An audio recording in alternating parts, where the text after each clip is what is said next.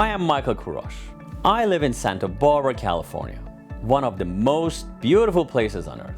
My design center is where people come to reimagine their homes and spaces.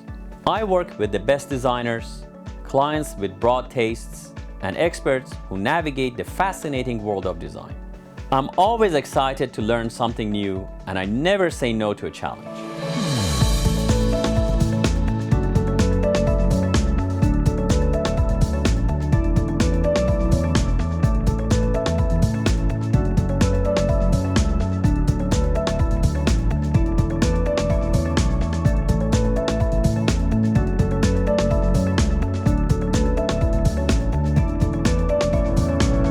This is Design Santa Barbara.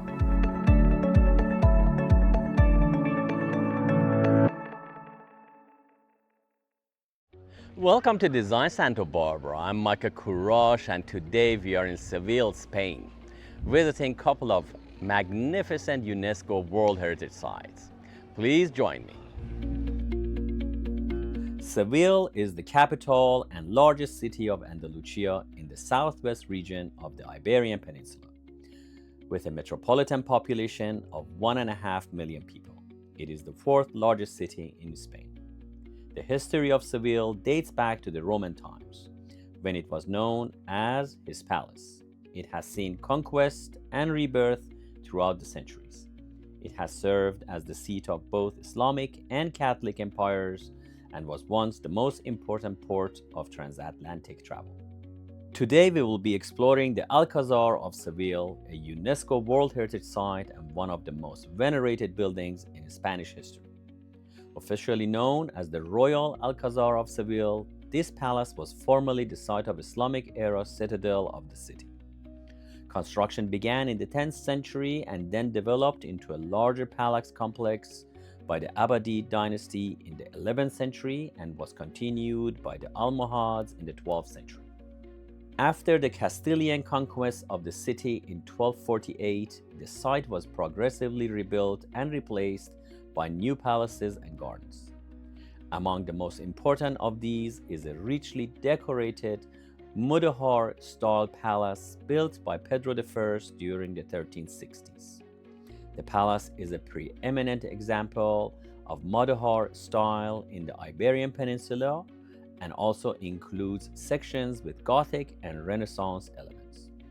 Mudéjar style was a type of ornamentation and decoration used in the Iberian Christian kingdoms primarily between the 13th and 16th centuries. It was applied to Romanesque, Gothic, and Renaissance architectural styles as constructive, ornamental, and decorative motifs derived from those that had been brought to or developed in Al-Andalus. These motifs and techniques were also present in the arts and crafts of the region and were widely exported to Europe at the time. The upper stories of Alcázar are still occupied by the royal family when they visit Seville. The Spanish term Alcázar comes from the Arabic Alcázar, means the castle or the palace. The palace is known for its incredible tile decorations. The two tile types used are majolica and arista tiles.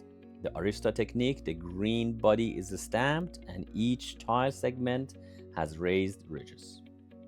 This technique produced tiles with transparent glazed that are not flat. The art of majolica ceramics was developed later in the 15th century. The innovation made it possible to paint directly on ceramics covered with the white opaque glazes. Being a trade center, Seville had access to large-scale production of these tiles. They were mainly of geometric design inspired by arabesque ornamentation. In the 16th century, the Catholic monarchs of Spain commissioned an Italian artist from Pisa named Francisco Pisano to make two majolica tile altarpieces for the private chapel in the palace. One still exists in the oratory of the royal apartments, the other one is now lost to time. Later, the artist Cristobal de Augusta created a tile work in the Palacio Gotica. It features animals and floral designs, giving the palace a bright tapestry look. The Puerta de León, or Gate of the Lion, located in the outer wall of the complex, is the main access to the enclosure. It features a painting of a lion whose origin is unknown, although it appears in drawings as far as back as 1832. In 1892, this painting was replaced by a panel of azulejo, also representing a lion in Gothic style, which appears holding a crucifix with his right claw and with a flag under his left claw, with a Latin phrase translated as prepared for one thing and for another. The Sala de Justica, or courtroom of justice, is accessed through the Patio de León. It has a square floor plan, is mudéjar in style, and was built in the reign of Alfonso XI of Castile. It is similar to the Sala de Comares of the Alhambra. This is where court would have been held or where the king would convene his council. From the Sala de Justica, one enters the Patio del Yeso, which was built at the end of the 12th century, almost square in plan, with a pool in the center and arches of each side of the courtyard, on which there you will see rich decoration. On the south side, there are caliphal columns that support arches with decorations of plaster. Patio de la Monteria, or courtyard of the hunt, is the main courtyard and was built when the Palace of Peter was built in 1364 and is presided over by the door of the Palace of Peter. In the walls, there are semicircular arches that were walled up in the 15th century. During the trade boom in the early days of the Spanish-American conquest, merchants would meet here to negotiate contracts. In the late 1990s, remnants of an earlier structure were discovered on this site, dating back to the year 1150. The Patio de las Doncellas, meaning the courtyard of the maidens, was built by Pedro I in the 1360s. The ground level of the building still dates to this period and contains Arabic inscription that refers to Pedro I as Sultan Don Pedro. The upper story of the courtyard was an addition made by Charles V. The addition was designed by Luis de Vega in the style of the Italian Renaissance, although he did include both Renaissance and mudéjar plasterwork. The current appearance of the courtyard garden is the result of a reconstruction carried out in the 21st century following the excavations carried out in the mid-2000s. The Hall of the Ambassadors dates from the 14th century when Pedro I of Castile made it a centerpiece of his new royal palace. The hall has a square shape and is covered by a dome. The lower walls of the Hall of Ambassadors are decorated with a dado of tiles, while the walls above are decorated with rich plasterwork. A row of windows with delicate stucco grills runs along the top of the walls, below the dome. This is just a small section of Alcázar's numerous stunning locations. Let's look at more of this beautiful architecture and design.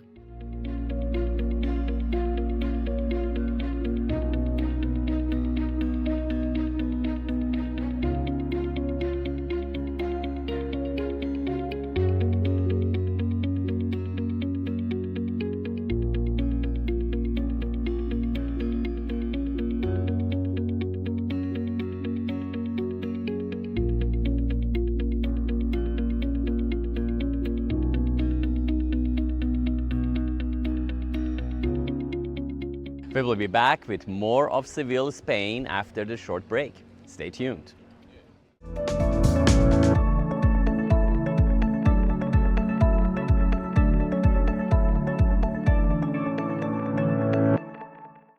Santa Barbara Pizza House is your home for the best pizza in town, featuring specialty pizzas named after iconic Santa Barbara streets. Our mouth-watering menu will have you coming back over and over again to try each new meal. Visit us online at sbpizzahouse.com or call and place your order. Santa Barbara Pizza House. You won't leave hungry. The Cathedral of Saint Mary of the Sea, better known as Seville Cathedral, is a Catholic cathedral and former mosque. It was registered in 1987 by UNESCO as a World Heritage Site, along with the adjoining Alcázar Palace complex and the General Archive of the Indies. It is one of the largest churches in the world, as well as the largest Gothic cathedral. After its completion in the early 16th century, Seville Cathedral supplanted Hagia Sophia as the largest church in the world, a title Byzantine Church had held for 1,000 years.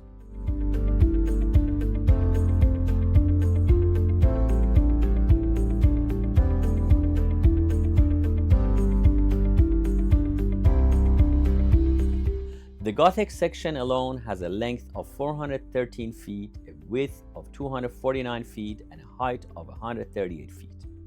The tower is a staggering 342 feet tall, a true feat of 16th century construction.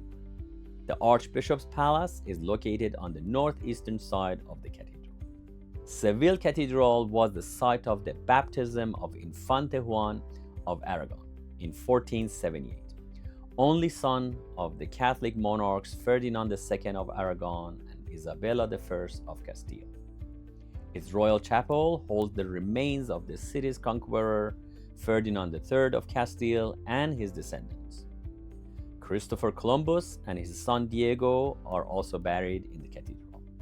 The Almohad Caliph Abu Ghayyub Yusuf ordered the construction of a new grand mosque in 1172 on the south end of the city. It was dedicated in 1182 but was not completed until 1198. Larger and closer to the city's Alcázar, the mosque was designed by architect Ahmad bin Basso.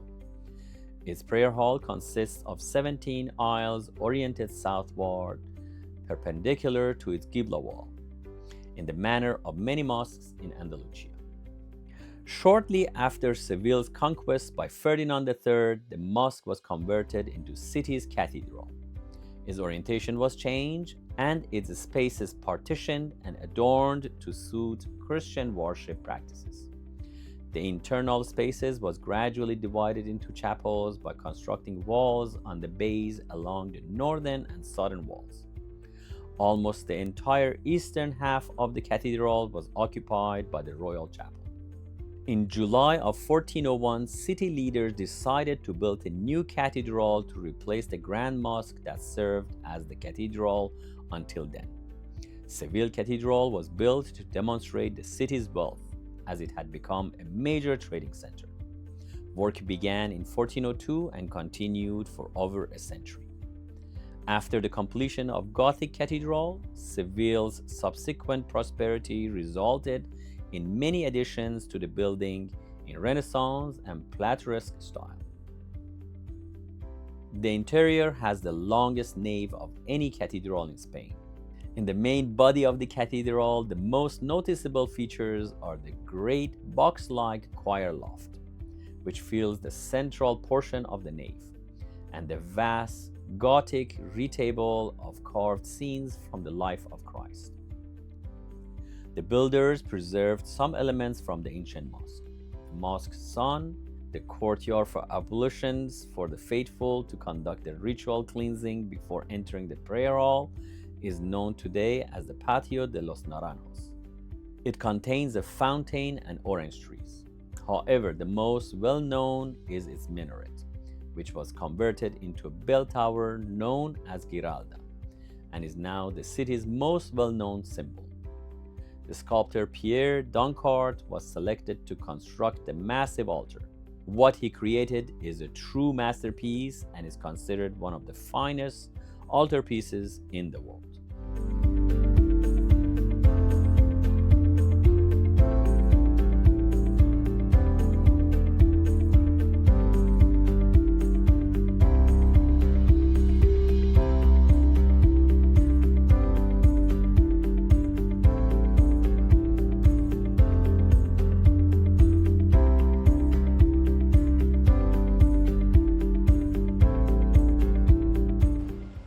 I hope you enjoyed this episode on Sevilla's art, culture and architecture, and also the visit of the two UNESCO World Heritage Sites. My grandfather taught me the only thing money can buy that makes you richer is travel. So pack and hit the road.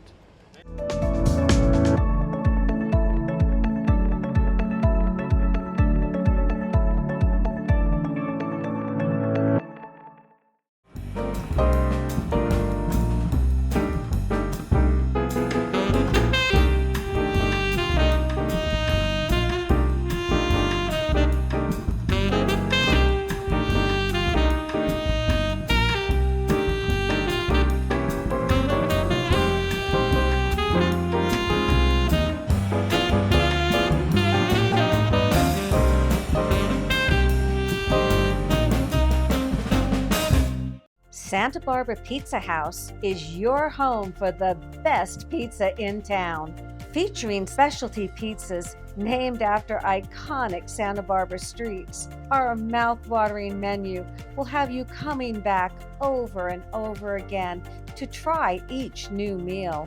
Visit us online at sbpizzahouse.com or call and place your order. Santa Barbara Pizza House. You won't leave hungry. Welcome to Design Santa Barbara. I'm Michael Courage, and today we are in Santa Barbara Design Center, about to head to northern Santa Barbara County to meet my dear friend Adam McCaig. You remember him from the last season. He has a property to show us, and I'm very curious to see what that looks like. Please join us.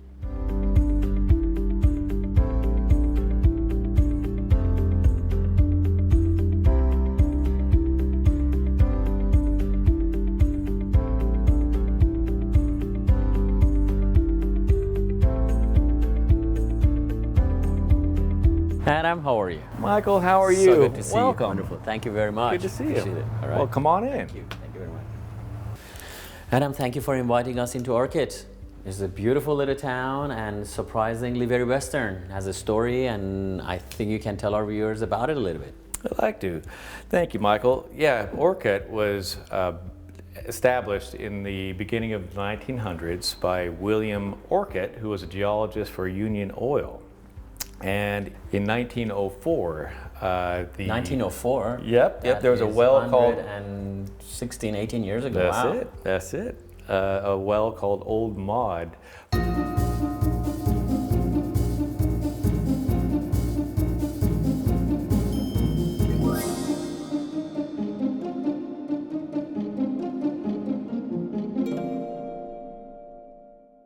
It produced a gusher of 1 million barrels in the first 100 days, prompting a big rush to Orcutt. 1 million barrels in 100 days? 1 million barrels. That's a lot of money back then. Orcutt was a little boom town for the oil industry, and that's what built this town.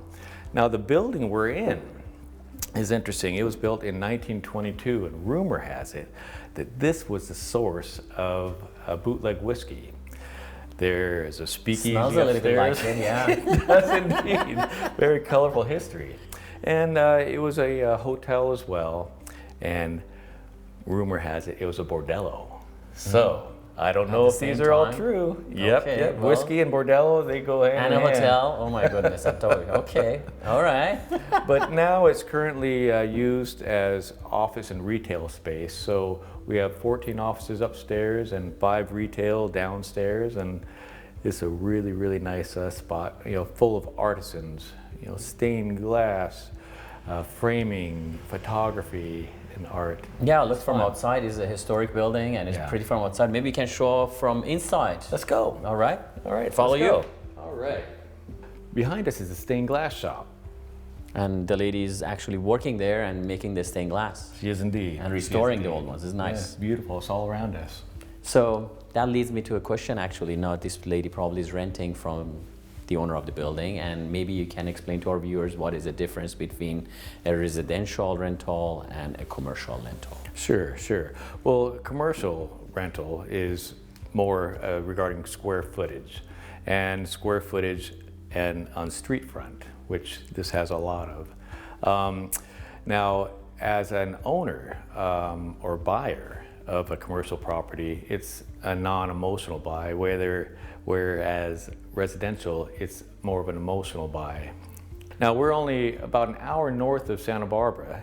Now if this were in Santa Barbara, the retail prices would be much higher. It's much more affordable here in Orcutt, and Orcutt is so darn cute and so close to Santa Barbara that it really makes it an affordable place to rent. So yeah, when you get out of town, actually, you get out of that bubble, things get a lot more affordable and more reasonable per rent, I guess, right? Yes, absolutely, absolutely. So isn't that the triple net rent makes it easier as a commercial investor than having the residential rent? So you don't pass the expenses to the renters rather than to yourself? Correct, correct. Now, again, a landlord can choose to rent it triple net, which means you pay taxes and improvements, but it could also be a landlord that pays taxes, pays electrical, pays all utilities. That's so, a very, that's a very nice landlord. Good landlord. Yes. Yeah. Unusual, actually. Yes, yes, yes. That's the case here. So, like this building, you were saying has a different purpose zoning, correct? Correct, correct. And it's zoned commercial, so you can have any number of businesses in here. It is mixed use. It's got office upstairs, retail downstairs, and it offers a multitude of uses. That's wonderful. And there is how many tenants here right now? I can see a lot of offices. Used to be hotels, so probably a lot of rooms. Right. Well, there's 14 offices upstairs. There's 5 downstairs, but right now it's currently 68% occupied. Wow, that's great. So another question I got is, like you get a historic building like this, like do you need to go to the same permitting processes? Do you have to get to the same handicap access issues, or they get grandfathered in? That's a good question. Now, if it were deemed a historic landmark, then it takes another layer of effort to get things changed, but this has not been deemed a national landmark, so interesting. It doesn't have that status, so frees one up to any changes you wish to do. Pretty much. Oh, that's wonderful. Okay, so maybe you can explain to us what the vision is if somebody wants to buy it. For, let's say, viewers want to know, what can they do? Can it get over as is, change it? What would you recommend if they ever have to purchase this? Well, I like it how it is right now. I like the tenants here right now. They're wonderful tenants. The art is beautiful, but in reality, an owner could do whatever they want. Bring it back to a hotel, make it a bed and breakfast, turn it into a tasting room for a winery. But again, right now it suits its needs right now perfectly. And should one want to buy it, the tenants would be happy to stay. So you recommended keeping it as is. Oh, I like that. So it pays your money and you make every month this much and just fill the rest of it. Yeah, it makes a lot of people happy. All right. So maybe you show us a little bit of the building and we come back and we have a couple more questions from you. Sure, All sure. right. Let's go take a look. Thank you. We would like to see what is up there. You said a speakeasy and some other stuff. Let's go, you guys. Let's go check it out. Come with us.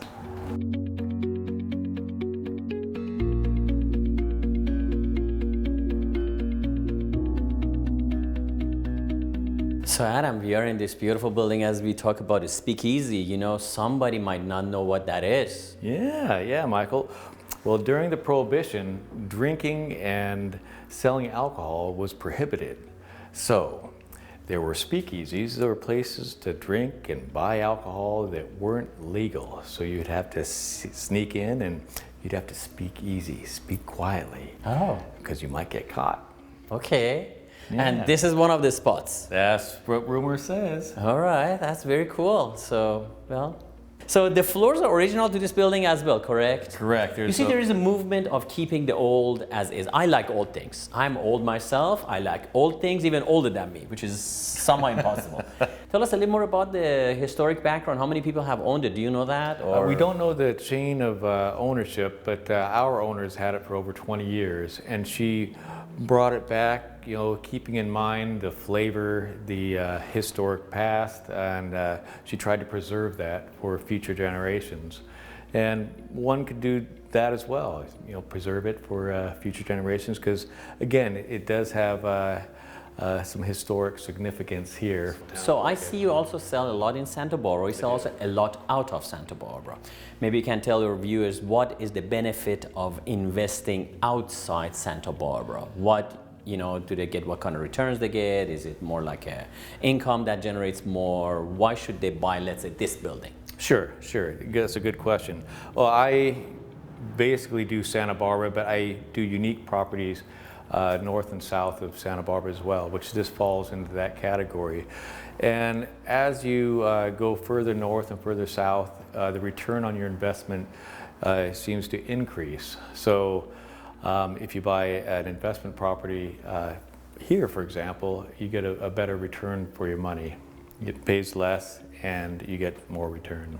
So that actually is a wise idea, in my opinion. Yeah. So a lot of people like to stick around where they live, but I think a lot of wise investments are getting out of town and get the right return out of it. Okay. Yeah. People say don't put all your eggs in one basket. I agree with you. All right. So can we show us a few more of the rooms and Let's go. What else? That was a cool thing. Maybe I should rent that space. And put it Right. I like whiskey. Bring it back. All right. Show us the rest of it, please. Great, come on. All right. Thank you.